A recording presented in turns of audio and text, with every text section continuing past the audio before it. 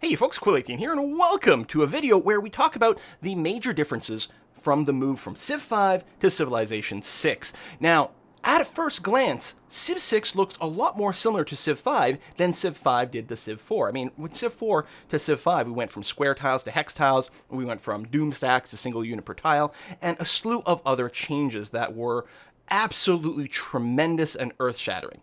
Now, Civ 6 in very many ways is similar to Civ 5. There's a lot of shared mechanics. If you've played a lot of Civ 5, you will feel pretty comfortable jumping right into Civ 6.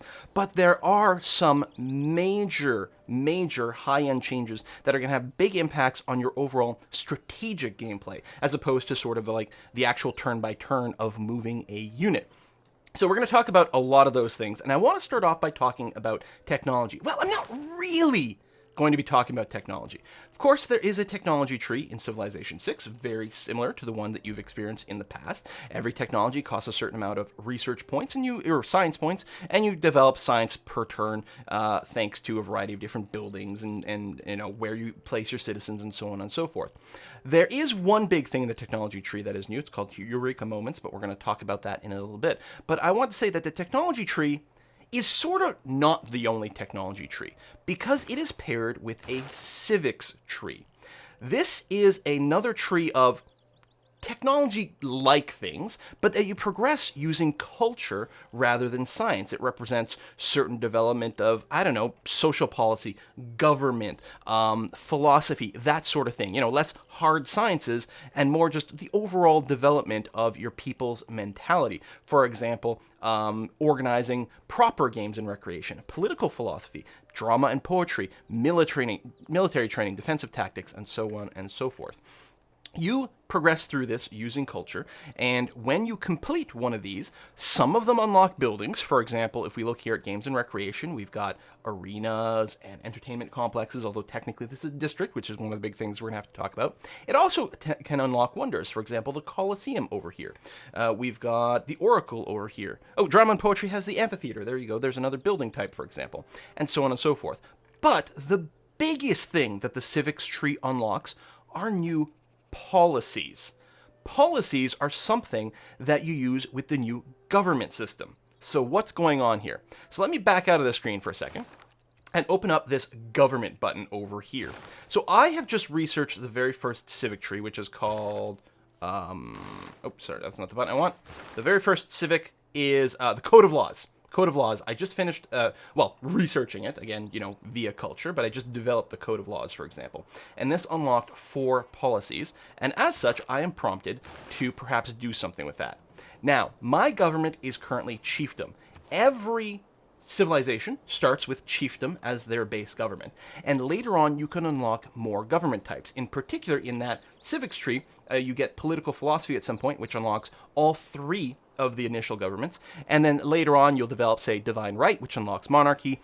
You'll unlock Reformed Church, which unlocks theocracy, exploration, which unlocks Merchant Republic, and so on and so forth. In fact, I guess, yeah, you can mouse over here and it tells you what technology unlocks, or what civic unlocks these governments. Now, each of these governments has certain passive bonuses. For example, oligarchy.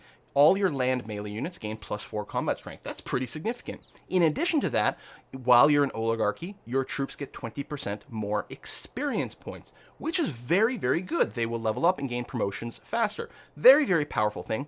Not only that, but every government you're in, this second thing here with this percentage, the longer you're in the government, the more this bonus grows and actually persists afterwards as a legacy bonus. So even if you start with oligarchy and you're in here for a certain number of turns, then later on you switch to monarchy, you will still retain some of this experience for a combat unit bonus, which is very cool. But it's probably not the most significant aspect of your government. Rather, it comes down to the number of policy slots and how they're organized. Notice that chiefdom has 2 policy slots. Everything on this first tier has 4, the second tier has 6, and the third tier has 8 different policy slots over here. In addition, there are several wonders that grant you additional policy slots permanently, and in fact, as Greece, we actually start with a permanent extra wildcard policy over here, because Greece has the unique ability of Plato's Republic, is what it's called. And that is actually a very, very significant bonus. Okay, so what do you do with these slots? Well, you, with your civics that you unlock policies, which show up over here, and these policies can be dropped into these slots. They have types. There's military policies, economic policies, which are these golden ones. There's diplomatic policies, which are green. We just haven't unlocked any yet. And then there's an additional category for great person policies. Great person policies can only fit in the wildcard policy slot, but anything can fit in the wildcard policy slot as well, which means you have a lot of things to think about. By the end of the game, you'll have to be able to scroll this list. It's going to have so many different policies to choose from and mix and match.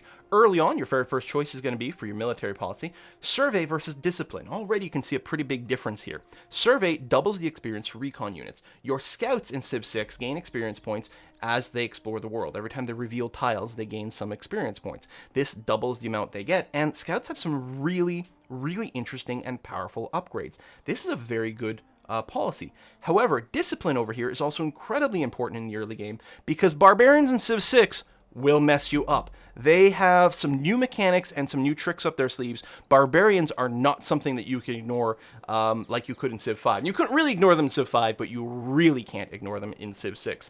So this gives us +5 combat strength versus barbarians, and I'm actually in the middle of fighting barbarians, so I'm going to go ahead and drag that into that slot. Next, I can choose an economic policy over here. Again, really powerful effects. Urban planning gives +1 production in all cities, which is a massive bonus early on. And God King gives +1 faith and +1 gold in the capital. Since I only have a single city right now, and since I haven't founded a pantheon yet, I'm going to go ahead and grab God King at this point, get some extra faith per turn, and hope to found a pantheon relatively early. And because I'm Greece, I've got this wildcard policy slot over here, which is a huge bonus. So I'm going to go ahead, I think, and grab urban planning, get that extra production in there for now. I think that sounds fantastic. What a great bonus this Greek thing is. So we're going to go ahead and confirm that and hit OK. You can change your policy effectively whenever you want by spending gold, but the much more common way to change your policies, I suspect, will be the fact that every time you do complete a new civic, you can completely change your government policies. And that's really important because almost all of the civics, in fact, as far as I can tell, all the civics unlock new policies. So, for example, once we unlock craftsmanship, we can take Ilcum over here, which gives us a 30% production bonus towards builders. Builders are the new workers.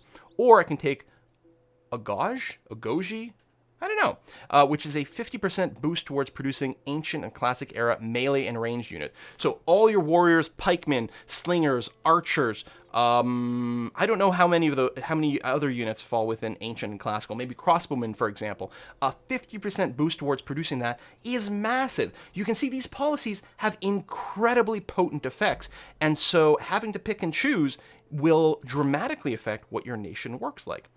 So now that I have that, I can take my warrior over here, for example, who's been fighting this barbarian spearman in this camp, and if I go and drag him over, you can see in the combat preview that my warrior will get an extra +5 advantage versus barbarians, and that's from my policy.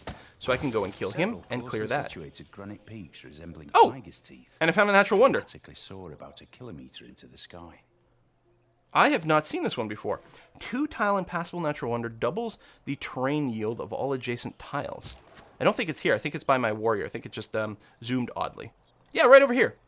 Oh, that's really cool. Not only that, because I destroyed a barbarian outpost, I got an inspiration. So your progress towards military tradition has advanced considerably. What's going on here? Are you done with the pop-ups? Yes, you are. Well, if we go back to our civics tree and we take a look at military tradition, you can see that I am halfway through completing military tradition.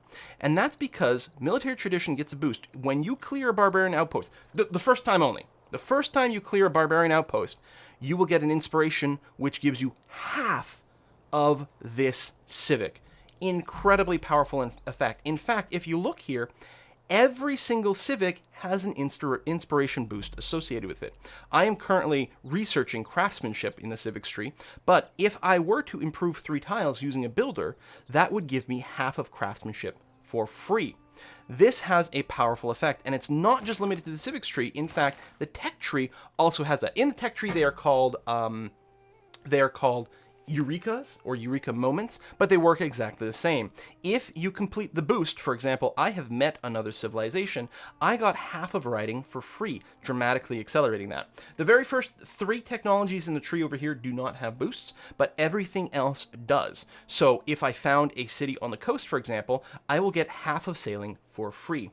Not only that, there are several other things that can give you a boost to a technology or a civic, including tribal villages, goody huts. They, as far as I know, none of them ever give you a technology for free, but they can give you a boost to a random technology or civic. And as far as I can tell, they can stack. If I go and complete the boost for astrology here, which I have done because I've discovered a natural wonder, and I happen to pop a tribal village that gives me a boost towards this, that will complete the tech for free. As far as I can tell, I might be wrong. I think I have witnessed it, but I may have just imagined it. It's entirely possible, and it would not surprise me if I was entirely incorrect, so I'm very sorry about that. But in any case, you can get half your tech for free, and that is excellent.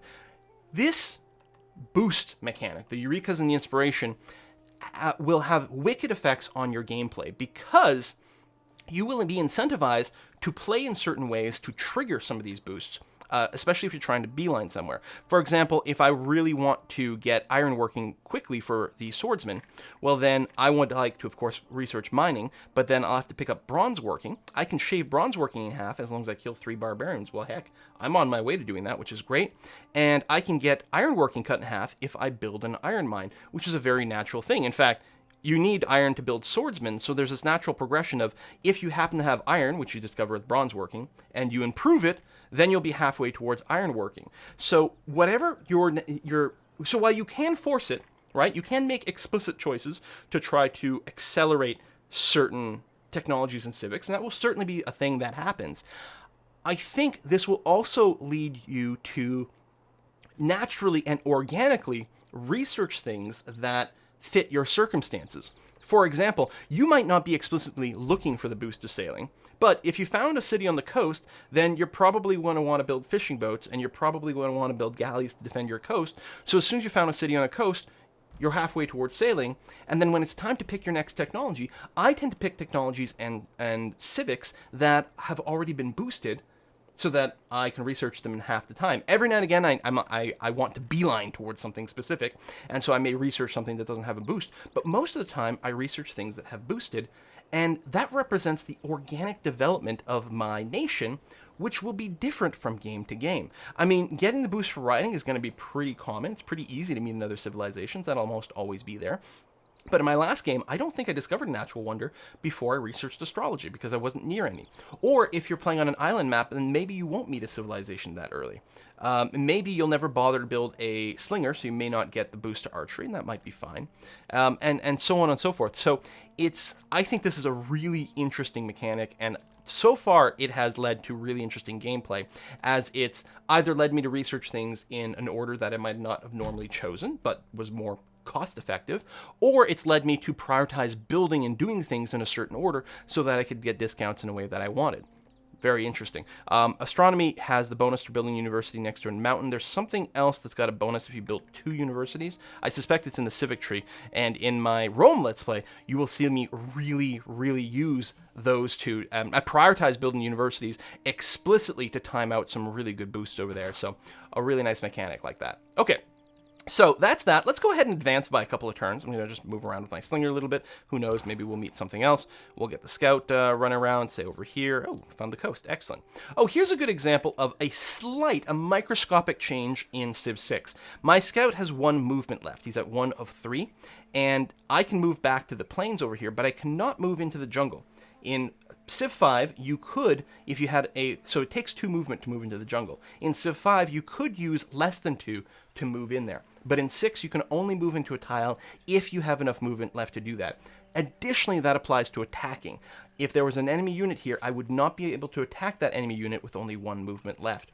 huge, massive impact on movement and combat and how you treat terrain. It's very interesting. I can go and queue up this move for the scout, and he'll just take care of that next turn, which is perfectly fine. He doesn't get to save his one movement, but that's going to be okay. This warrior, I will get him to just fortify until healed. Actually, he's got a promotion over here, so we can show off one of the other changes in Civ 6. So this is the promotion tree. It is unique to this class of units. This is a melee class unit, so this is the melee promotion tree. All melee units will share this tree.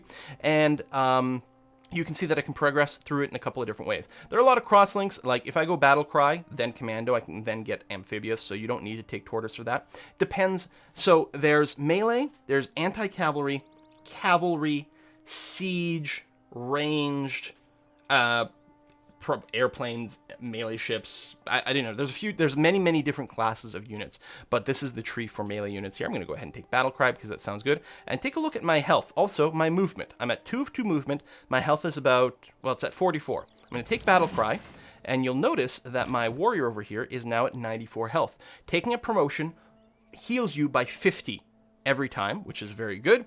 And also ends your turn, which is something very new and something that you're going to have to pay attention to. Taking a promotion is effectively very costly in that it does end your turn, but it does have a really big heal going on there. Keep moving around with you. I just want to wait until writing is done because then we can talk about districts. I'm just going to put the scout on automated exploration. All units do have the ability to go into automated exploration, but I tend to use it with scouts a little bit more because, of course, that's very natural. Let's move out over here. We got some horses. We got some silk. Slinger can move down here. What is this? Just an oasis? Yeah, it is. Good. You'll notice this oasis has a value called appeal on it, as well as a continent that is listed. The world is divided into continents. If you're on a larger map, if you're on a Pangea map, or even a continents map, your one landmass may be divided into multiple subcontinents. You can think of it very much like Europe and Asia, or North and South America. I mean, in a very real sense, they are one landmass, but we divide them into separate continents, so you will see that happen over here. It's also very naturally going to happen with actual different continents, or with some of the islands, for example. But the appeal is very important. There are things later on that care about appeal. Certain districts, which again we're going to talk about soon, like the neighborhood, which makes your housing much more interesting and makes your cities bigger if neighborhoods are built on high appeal tiles, as well as certain tourism things. You can build effectively beachfront resorts in places with high appeal. Coastal areas tend to have higher appeal. Let's take a look at this coast tile over here. Oh, that's only a 0. It gets brought down by adjacent stuff, so is that a marsh? It is a marsh, so that would definitely bring down the appeal. Also jungle potentially, but coastal tiles tend to be a little bit nicer. Mountains tend to be very scenic. So you can see here, this mountain here is breathtaking, for example. So that's something to look out for later in the game. But it's not the same sort of major change. Okay, we're 1 turn away here from finishing writing and getting our first district available. Yes, thank you very much. We know that's what I'm going to talk about right here. Oh, look at this. This is probably really pretty. Only an appeal of 1. What about next to the cliffs here? Ah, the cliffs. Breathtaking. It is worth noting that a unit cannot embark up and down where there's a cliff over here, which means that this is a very powerful defensive location, in addition to being very pretty. Probably partially because it's next to the forest and the mountain and the cliff over here. Okay, so we've got our slinger moving up over here. We've just completed writing, and Athens, we're going to let it finish the builder for sure. I want to be able to demonstrate that. So let's go ahead and just queue up, I don't know, any old technology. It literally doesn't matter here because we're not going to continue that far. Let's say I decide to go down bronze working here. There we go. Next turn. Okay, so on the next turn, we're going to complete our builder, and we're going to be able to start building our district. First, let me talk about the builder. The builder is a replacement for the worker. It has a different name because, first of all, well, it kind of makes sense, actually. I kind of like builder rather than worker. You know, a builder builds farms, builds mines, etc. Unlike the worker, the builder has a certain limited number of charges. The default builder has 3 builds available to it. If you're playing as, I think, China, your builders start with +1 builds. And there is a policy you can unlock later on that gives your builder +1 or +2 builds. In fact, later on, there's one that gives you the 30% speed boost to build builders and gives them 2 extra builds, which is quite powerful. So this builder can only build 3 improvements. However, improvements get built instantly. So let's say I move over to the wheat over here, and then I build the farm, which will give us +1 food. it gets built instantaneously, and we actually get a Eureka for improving a farm over here, which gives us a boost towards irrigation, which sounds pretty reasonable. I think that makes a lot of sense. If I look at my builder over here, you can see his build count has gone down to 2, but this farm gets built instantaneously. Builders, they still build farms, they still build mines, they can still build forts. There's a couple of things. They can build plantations, for example, on incense. So there's a few things that builders can still do, but they are not the only way to improve the terrain. In fact, a lot of your terrain will actually be improved via districts. So if we go to Athens over here, which needs us to build something, we get to choose our Pantheon now too. But Athens will require us to build something. If we look at the city production over here, we see our units as before, and you can see under districts and buildings over here, there's sort of a weird organization. What's the deal here? Well, first of all, your city tile itself counts as a district in the new system. And you can add buildings to your city center over here in very much the same way that you have always built buildings in Civilization. So I can build a monument, I can build a granary in the city center, and eventually I will indeed build both and several other buildings. However, the vast majority of the quote-unquote buildings that you build in a city will not be built as part of the city center itself, but rather will be part of a district. We have unlocked the campus district because we have researched writing. If I click on here, it will not simply start building a campus. Rather, it will prompt me for a tile to build the campus in. This is very important. The campus lives in a tile, and it is the improvement for that tile. If I click on this tile over here, where I have my improved wheat, not only will it remove the farm, but it will actually remove the wheat as well. It will completely overwrite that. And there will be situations where it might be worth replacing a special resource with a district because of, well, primarily adjacency bonuses, but some districts are very specific as to where they can be built. So, if we take a look actually at our, how do I just pop out of this construction mode? There we go. If I take a look at our campus, the campus can actually be built anywhere. It's not allowing me to build it on the forests here because it would replace the forest and actually don't have the ability to chop down trees yet. Later on, I could build the campus, say, here at the cost of removing the woods, for example. Some things do have a requirement as to where they can be built. For example, the harbor district has to, of course, be built on the shore. The aqueduct district has to be built near some sort of source of water, like a mountain as well, because it can sort of flow down there. There's a few different rules for that. There are numerous districts. The campus gives us more technology. Well, not by itself, which is kind of interesting. The campus, if I built it here, absolutely nothing would change in the city because it generates nothing by itself. It costs us 1 gold per turn. That tile can be worked. If I build a campus, we could assign a citizen to that tile, and that citizen would generate +2 science. As far as I know, I believe that's the only thing the tile will produce. We would, in fact, lose the food and production from this tile, from that campus, but we'd be able to work it for 2 science per turn. Now, is that necessarily worthwhile? I mean, we're not getting the food to grow. That sounds a little bit crummy, but the big deal with these campuses is it's not just what they do by themselves. Once the campus is built, I will then be able to build a library. A library gets built in the campus district. It doesn't get built in your city center. It gets built in your campus district, and the library would give us 2 science passively. It would also give us an extra slot for citizen. Actually, that's true. I think the campus by itself does not have a slot for citizens to work. We need to have the library before a citizen can work in this tile. But the library will passively give us 2 science per turn, as well as generate great scientist points per turn. And it's far from the only upgrade to the campus. Once we have a library, and we keep researching some more, we will get to education over here, where you can build a university.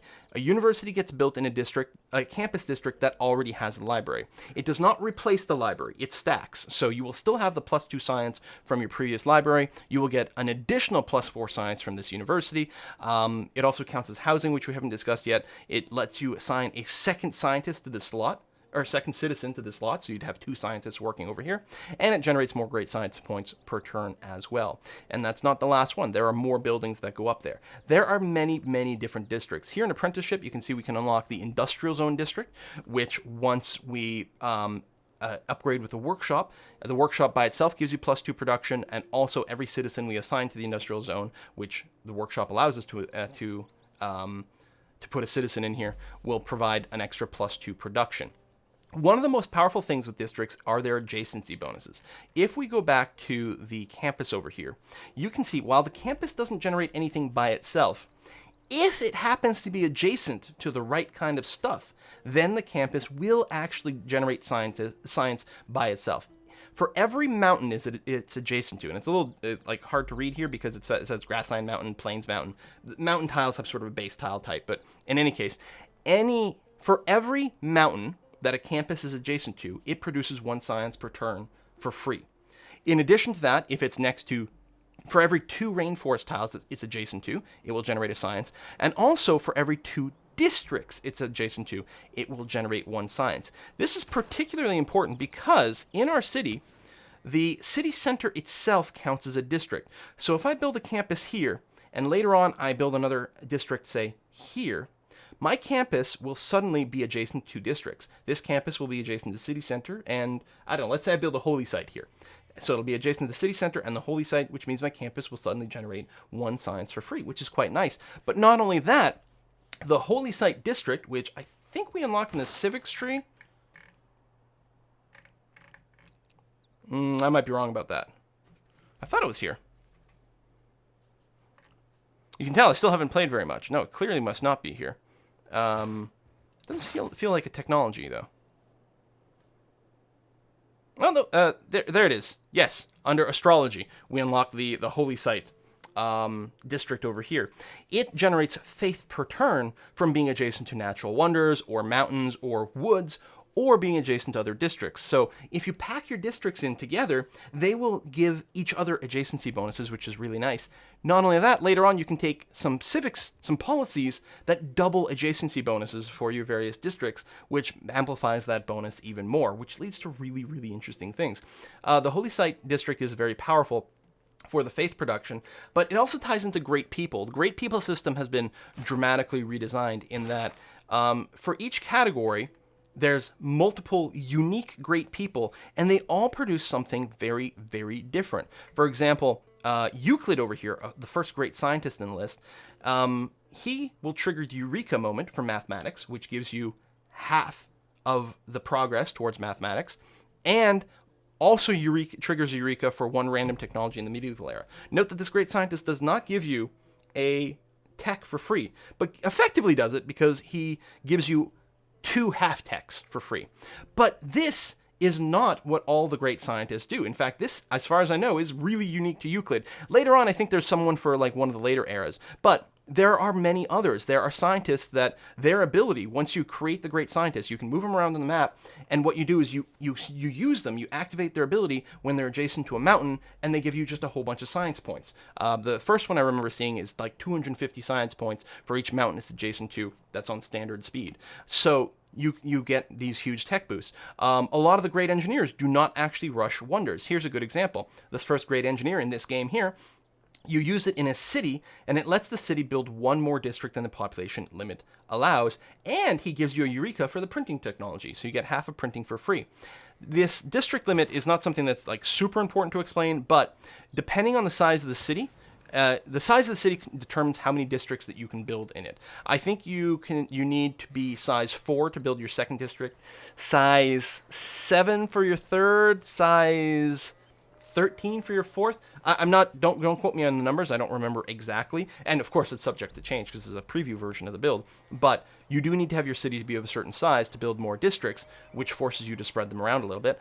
But he lets you alleviate that a little bit, which is nice. You get to choose a pantheon. The pantheons are very similar to the previous system, so I'm not going to really discuss it. I'm just going to click on something. I don't know. What do we have in our city here? Wheat, this. Not a whole lot of stuff that's clear. I'll just click on something at random. Here, for wonders. Excellent. We'll just pick that. That's fine. We get inspiration for founding a pantheon, which is nice. We get a boost towards mysticism. Hey, that sounds really handy. And the way you do found a religion is you do need to get a great prophet. Now, you do earn great people, very similarly to the old system, where things like your campus or holy site district will generate great people points, especially if they get upgraded with libraries or with shrines. So you'll get your great people point. So if we get to 60 great people points for our great prophet, then we can recruit Laozi over here.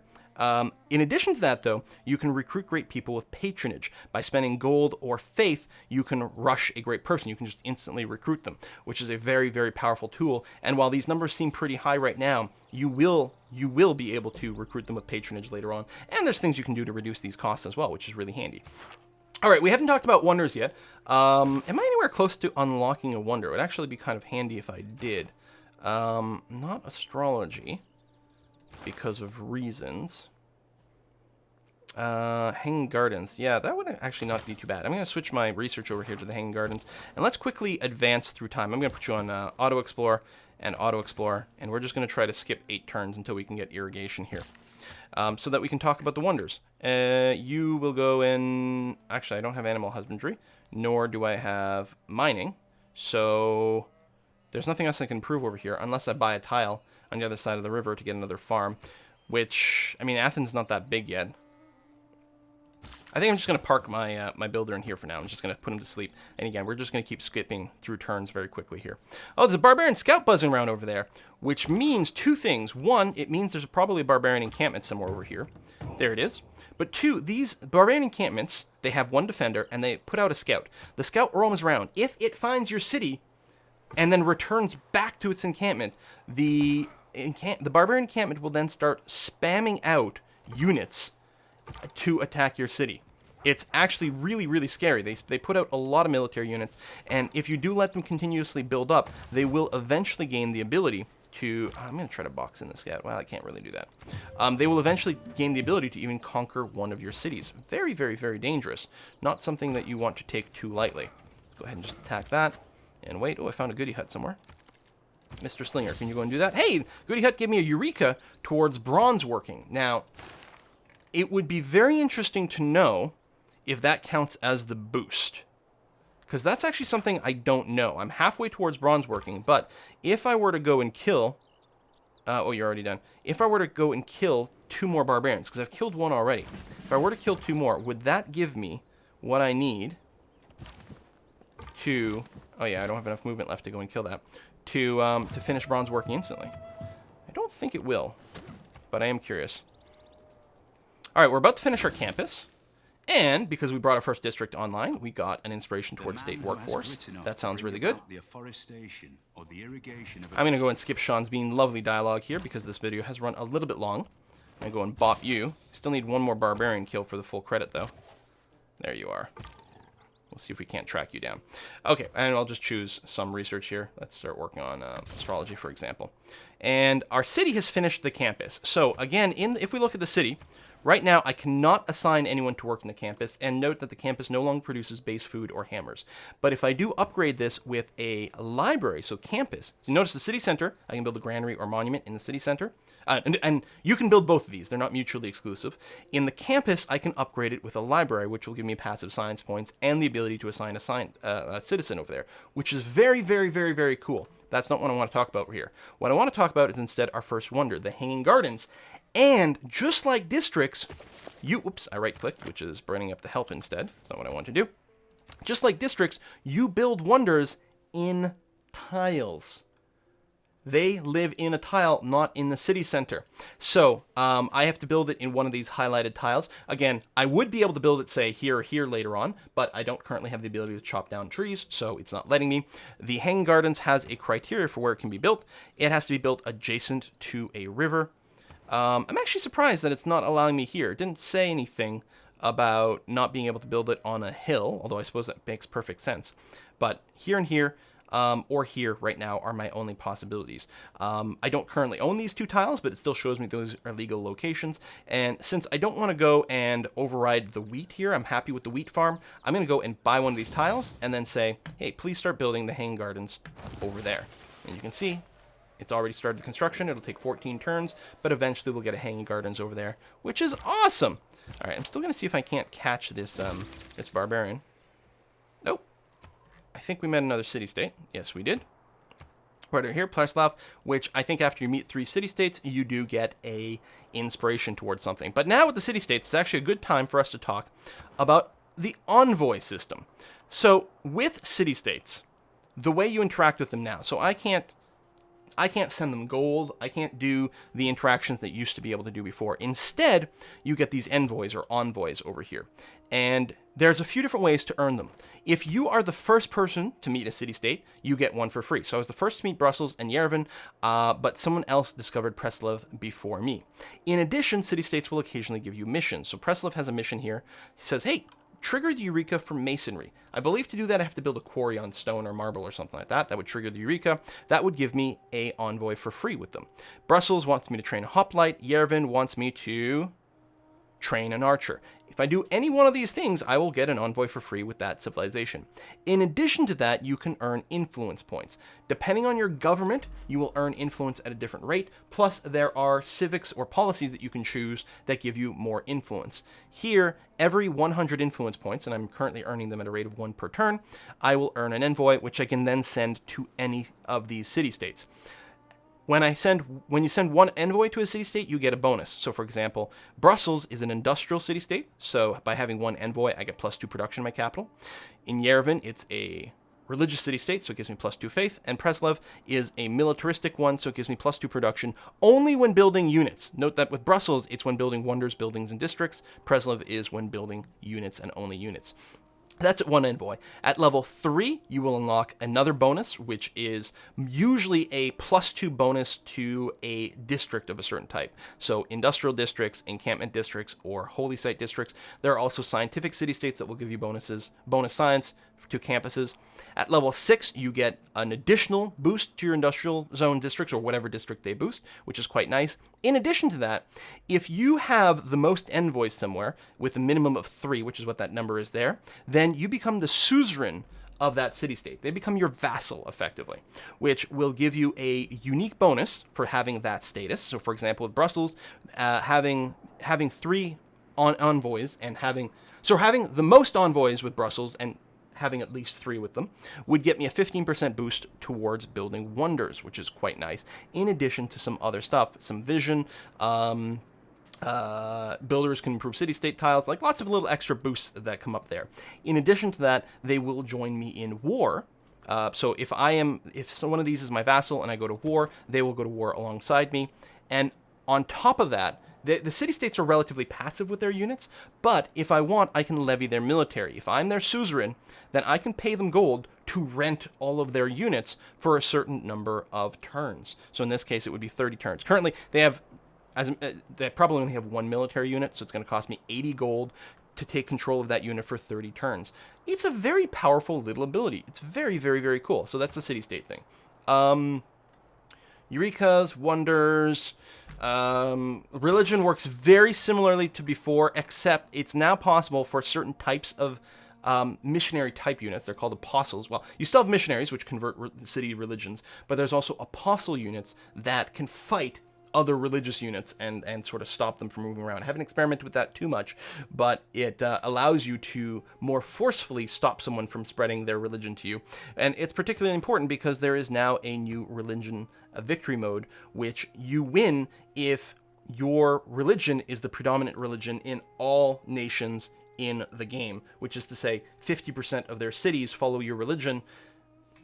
So if everyone has 50% or more of their cities following your religion, you win a religious victory, which is a new type of victory. I'm very excited to check that out. Culture victory has been changed sort of mechanically and like how the tourist mechanic works a little bit, but it's basically the same. Build awesome stuff, get more tourists, win the culture victory. Science has also changed a little bit, and that's a multi-step process.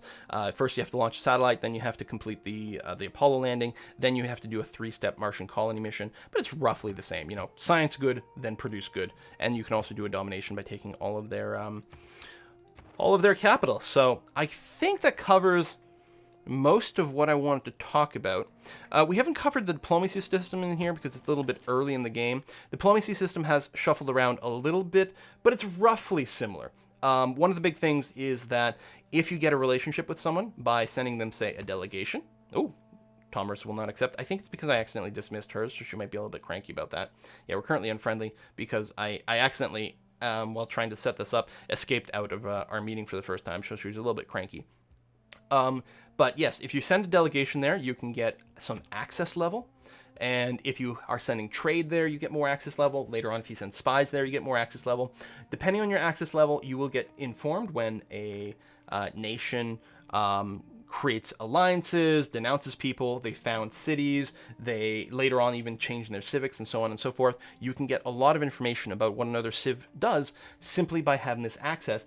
Partially it happens through normal diplomatic channels. You have an embassy over there, you sent a delegation there, you're trading with the city. You will just naturally hear these various rumors about what someone else is doing, and you can get it even more aggressively if you do send a spy. So there's that. But I mean, we can still make deals. You know, I can say, hey, could you give me your truffles for some amount of gold, for example? That's still there. The war system is a little bit different. Early on, you can totally just, declare surprise wars. Everyone expects it. Like if I just say, I'm just going to go to war with you, everyone's going to be like, yeah, I mean, it's the year 3000 BC. It's totally normal that you just declare war on a whim. But later on, you will need reasons and excuses to declare war. You will need a casus belli, which means cause for war. And that can be from a denunciation. So if I denounce her and then wait a certain number of turns, then I will be in a position to declare a legitimate war. I have said, hey, I have reason to take offense with you. I'm letting you know that you suck. And then at some point later on, I declare war, and it's not a surprise war anymore. So there's less of a warmonger penalty, which is quite nice because it doesn't hurt your diplomacy with other units quite as much, or with other civilizations quite as much. And then later on, as you go down the civics tree, you will actually develop more and more and more ways to declare war. Oh, that's our alliance. Oh, over here, in diplomatic service, start to gain the ability to declare holy wars, liberation wars, reconquest wars, or protectorate wars over here. So different valid excuses for war open up over here that have implications on diplomacy across the map. Colonial war over here. We've got declare war of territorial expansion. That sounds pretty aggro. But you can see the reason for it. So use to declare war on a power that borders your empire, must have 2 of your cities within 10 tiles of 2 opponent cities, and warmonger penalties reduced by 25%. So by using this, you have other excuses for why you could declare war in, this sort of international stage, and they'll still consider you to be a warmonger, but it's not quite as dramatic. A surprise war has a 50% increase in warmonger, and these guys tend to have decreases in warmonger penalty. So it has a pretty significant impact. Anyway, I think we're going to wrap that up here. I hope, unless I've forgotten anything, I hope that covers most of the major changes between Civ 5 and Civ 6. Obviously, there's tons of little changes, just balanced numbers, different types of buildings that are available. Like, oh, you're used to being able to build building Y. Well, it's not in this game, but they do have building X instead, which is sort of similar. The districts, though, have a massive change in how you develop a city, because you can only build so many districts. Placing the districts can be tricky, especially with wonders. Some of the wonders are really tricky. Where is Big Ben? Big Ben is kind of interesting here. To build this, it must be built next to a river. Okay, well, the Hanging Gardens have to be built next to a river too. It's like, okay, that makes sense. But it also has to be adjacent to a commercial hub district. So that's a type of district, a commercial hub, that has to have a bank in it. A commercial hub, you first build that, then you build a market, then you build a bank. That's how you get to a bank. And so you need to place things in such a way that one of these river tiles is empty, so you've got room for Big Ben, and next to that tile, in some orientation, you have this commercial district with a bank. That's the only way you can build Big Ben. The upshot of all this is that it is impossible for any one city, like in Civ, if every previous version of Civ ever, if anyone ever got one city that had a lot of production, they could pretty much just build all the wonders in that one city. Now you can't do that because you'll run out of space. But not only that, a lot of the wonders, if not all of the wonders, have relatively specific rules about where they can be placed. Stonehenge, for example, has to be placed adjacent to stone and on flat land. So if we wanted to build Stonehenge, well, we literally couldn't build it in Athens. We would have to build it, do we even see any stone? Over here. There we go. So we'd have to build it next stone on flat land. So it looks like any of these 6 tiles would be valid for Stonehenge. But that's it. There might be games where Stonehenge doesn't get built for a long time if no one starts near stone, or no one expands near stone right away, or they have other priorities. So it's a lot more likely, if you want a wonder, that you can get it. But it also means you can't get all the wonders, which I think is fantastic. I also love the fact that they're just on the map. I think that's great too. All right, that's going to wrap it up. If you do want to see more, of course, you can watch my Let's Plays. I do have a complete Let's Play as Rome. Well, I've already completed it. It's going live pretty much at the same time this video went live, and the episodes are going to be hitting the internet very, very, very quickly. Also, if you happen to be watching this on release day, which is Thursday, September the 29th, or no, sorry, not release day, the preview embargo lifting day, I will be live streaming all day today. So if you're watching it on September 29th, make sure to go over to twitch.tv/Quill18, and I will hopefully be live streaming another game of Civilization alongside the Roman one. So it'll be nice to have two of these going side by side. Hope you enjoyed this video. If you do, make sure to drop that like and that favorite and that share and all that. And I'll see you guys next time.